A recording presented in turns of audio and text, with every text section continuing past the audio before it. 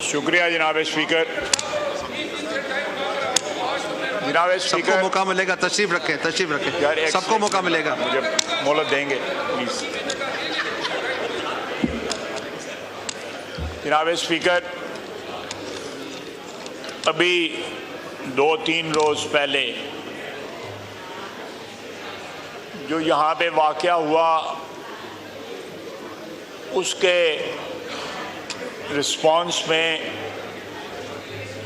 बिलावल भुट्टो जरदारी साहब ने एक तजवीज़ पेश की और उस तजवीज़ के नतीजे में एक कमेटी वजूद में आई और एक अच्छी स्पिरिट में, एक अच्छे माहौल में इस ऐवान में तकारीर हुई।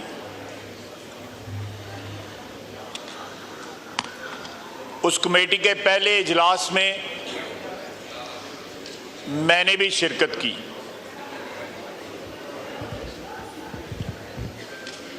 वहाँ पे जो मैंने माहौल देखा उस पे मैंने कमेटी में भी एहतजाज किया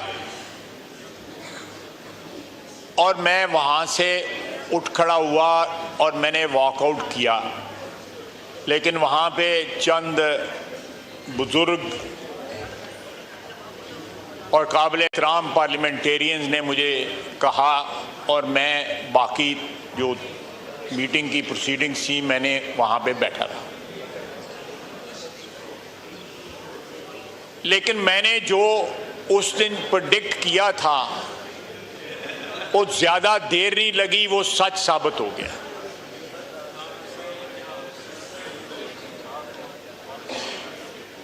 ये जो आज ट्वीट आया है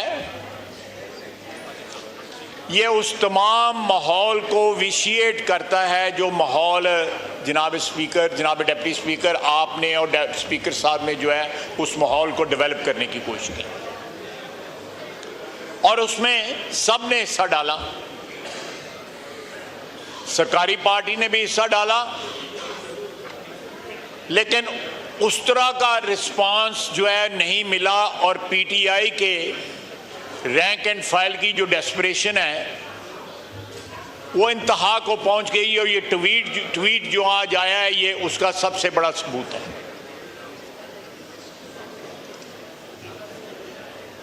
जनाब वाला, बार बार सीएम केपी का नाम लिया जा रहा है। मैं फिर अपने इस साइड के कुलीग्स के साथ मैं फिर इनको रिक्वेस्ट करूंगा कि वो वहां जबरदस्ती नहीं गए हुए थे, वो 7-8 घंटे अपनी मर्जी से रहे हैं और मर्जी से उठ के आए हैं।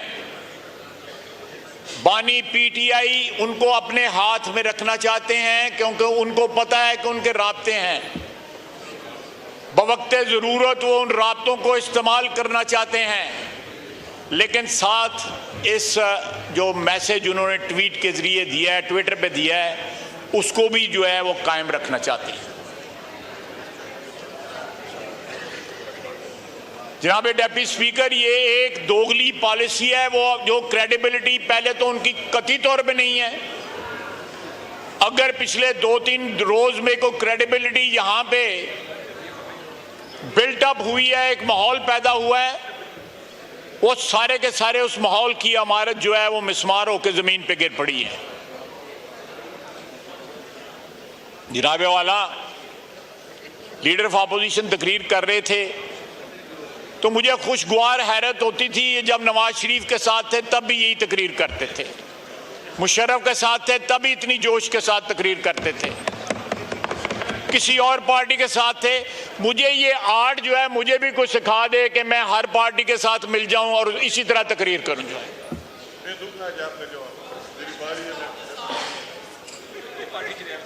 जनाबे वाला,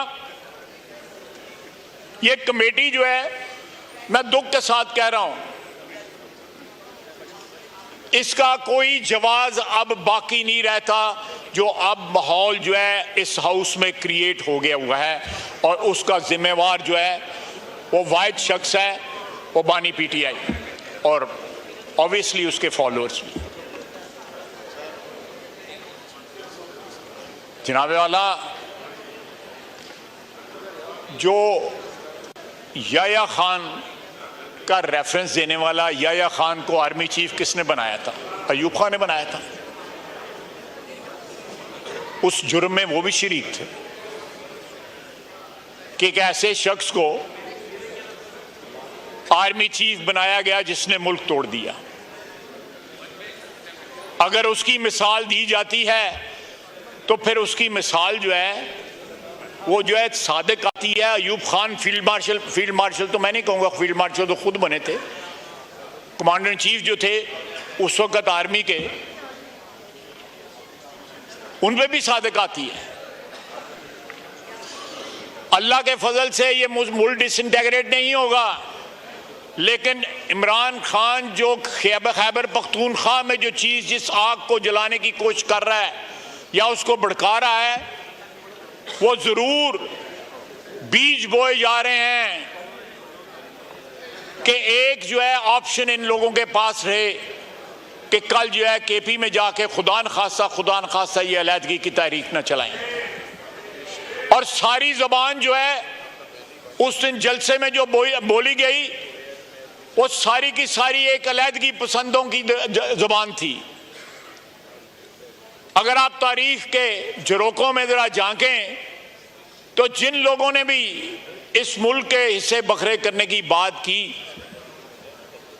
वो भी इतनी तल्ख ज़बान नहीं इस्तेमाल करते थे। आपने एक साथ वाले सूबे पंजाब के ऊपर, जिसमें अल्लाह के फजल से सारी कौमियतें बसती हैं, पंजाब ने अल्लाह के फजल से सारी कौमियतों को वेलकम किया है। यहां पे अल्लाह के फजल से कोई गैर महफूज नहीं है। इसी तरह सिंध है, कराची है, खैबर पख्तूनख्वा है, बलूचिस्तान में वाक़यात होते हैं, लेकिन आप कोई सूबा जो है ये नहीं कहता कि हम लश्कर लेके जो है आप पे अब हमलावर होंगे। आपने जो मीडिया वाली बात जो थी उस पर अपोलोजाइज कर लिया, क्योंकि मीडिया की आपको जरूरत है। ये जो साहिबान ख्वातीन और हज़रात जो बैठे हुए प्रेस गैलरी, इनकी आपको जरूरत है कि आपका नैरेटिव चाहे जितना भी ज्यादा एंटी पाकिस्तान हो, उसको किसी ना किसी तरह जो है आगे बढ़ावा मिल सके। इसलिए आपने बाकी जो उस दिन चीफ मिनिस्टर केपी ने जो कुछ कहा, किसी बात पे पशेमानी या पछतावा या उसको बैक ट्रैक नहीं किया गया।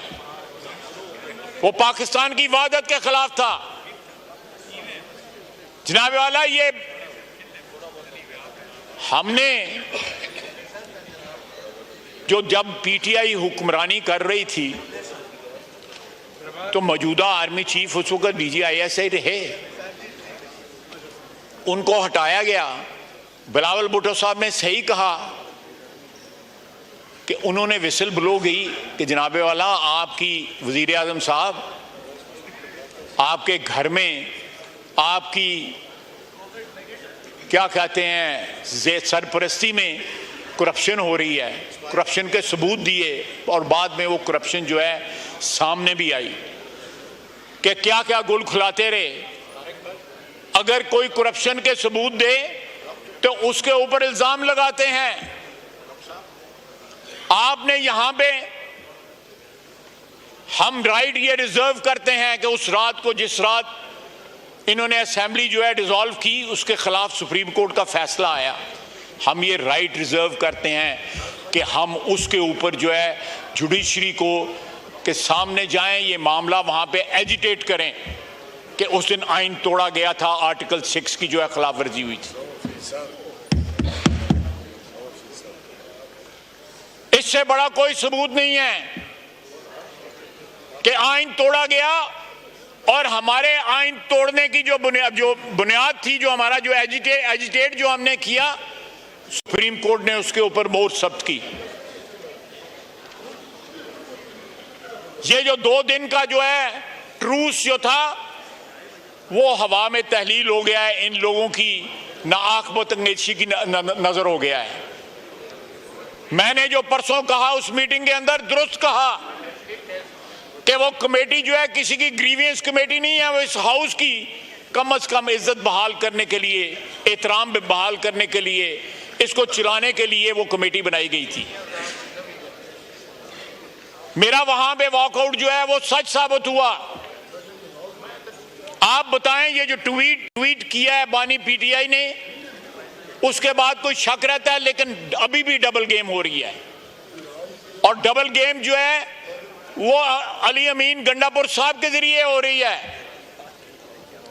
मुझे बताएं कि अगर एस्टेब्लिशमेंट के मुताल्लिक उनके ये ख्यालात हैं तो पिछले 1.5 साल से हमसे बात नहीं करते, बार बार कहते हैं एस्टेब्लिशमेंट जो है उनसे बात करूंगा। किबला उनका जो है वो पिंडी है, GHQ है। सियासी किबला तो ये होना चाहिए, ये हाउस होना चाहिए, ये पार्लियामेंट होनी चाहिए, ये कौमी असेंबली होनी चाहिए। अगर ये बातें जो आज उन्होंने ट्वीट में दर्ज की हैं, लिखी हैं, तो जनाब डिप्टी स्पीकर फिर एस्टेब्लिशमेंट से क्यों बात करना चाहते हैं? जनरल आसम मुनीर साहब एस्टेब्लिशमेंट के हेड हैं, उनके पांव गिरना चाहते हैं, फिर साथ ट्वीट भी करते हैं। सर, पाकिस्तान की सियासत में बड़ी बड़ी 2 नंबरी हुई है, इससे बड़ी 2 नंबरी कोई नहीं हुई। बड़ी बड़ी 2 नंबरी हुई है। मैं नहीं कहता कि पाकिस्तान की सियासत पाक साफ थी या पवित्र थी, हम लोगों से बेशुमार गलतियां हुई हैं। काजी फैज ईसा को इन्होंने निशाना बनाया। जनरल फैज साहब जो अंदर पता नहीं वो बानी पीटीआई के मतलब कैसे गाने गा रहे हैं।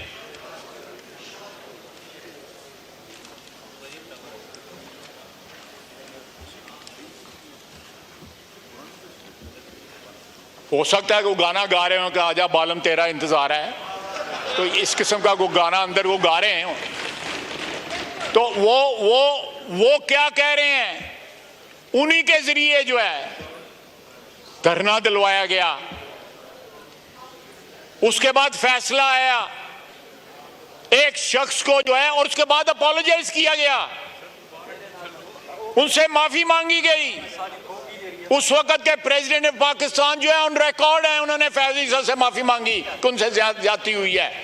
ये रेफरेंस फाइल नहीं होना चाहिए था, ये रिकॉर्ड की बातें हैं। ये ज्यादा कोई 100 साल पुरानी बात नहीं है, ये 3 साल पुरानी बात है। जनाब डिप्टी स्पीकर, कुछ इज्जत आबरू होती है सियासतदानों की या सियासी वर्करों की, अगर वो अपनी बात से मुकरते भी हैं तो कुछ देर लगाते हैं।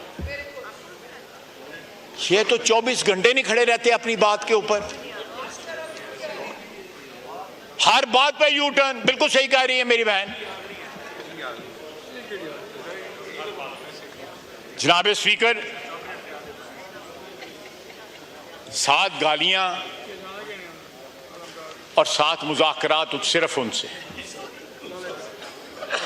आप देखिएगा ये ज्यादा दिन नहीं लगेंगे, ये 2-3-4 दिन की बात है, फिर वही गाना गाएंगे जो गा रहे हैं पिछले 1.5 साल से कि एस्टेब्लिशमेंट के साथ मुज़ाकरात करने।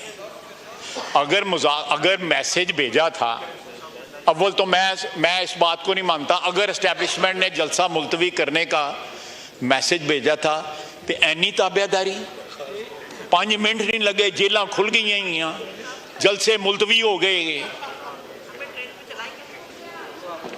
इतनी ताबेदारी तो जो है आर्मी चीफ के जो है कोई मेरा सबॉर्डिनेट्स नहीं उनकी इतनी करते जितनी इन्होंने की है। और आज उनके खिलाफ ट्वीट कर रहे हैं। आप कहीं एक आपका मौक़िफ़ हो, एक नजरिया हो, एक स्टैंड हो, तो बंदा उसको जो है यकसुई के साथ अटैक भी कर सकता है। ये शिफ्टिंग सैंड्स जो हैं पॉलिटिकल डेजर्ट के अंदर, इससे तो ये भी नहीं पता लगता कि आज इन्होंने ये ट्वीट की है तो कल को मिन्नत तरला तो नहीं शुरू कर देना। ये वेरीफाई करवाएं, इन्हीं के फायदे की बात है कि कि उन्होंने ट्वीट किया है या उनके बिहाफ पे किसी ने ट्वीट किया है। मैं फिर कहूंगा कि बानी पीटीआई ने अली अमीन गंडापुर की बातों पे माजरत की है, सिर्फ उनसे माजरत की है, मीडिया वालों से। उनको इस बात का अंदर भी एहसास है कि मीडिया कितना लीथल हो सकता है।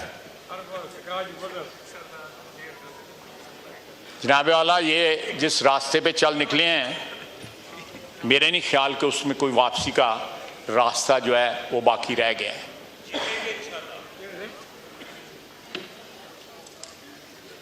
ख्वाहिशों पे तो कोई पाबंदी नहीं है, जो मर्जी के। ख्वाहिशों पे तो कोई पाबंदी नहीं है। मेरे जहन में एक मुहावरा आ रहा है, जरा थोड़ा सा गैर पार्लिमानी हो जाएगा तो मेरा रहने देता हूँ, रहने दें। लेकिन जनाब डिप्टी स्पीकर, ये भी अच्छा हुआ कि आपकी जो नेक नीयती थी, स्पीकर साहब की जो नेक नीयत थी, गुड इंटेंशंस थी। हमारे साथ क्या हुआ इस हाउस में उस वक्त, स्पीकर की चेयर ने किस तरह रिस्पांस दिया, उन्होंने कितने हमारे ग्रीवेंसेस दूर किए, वो इस हाउस की जो दरो दीवार उसकी गवाही देती हैं।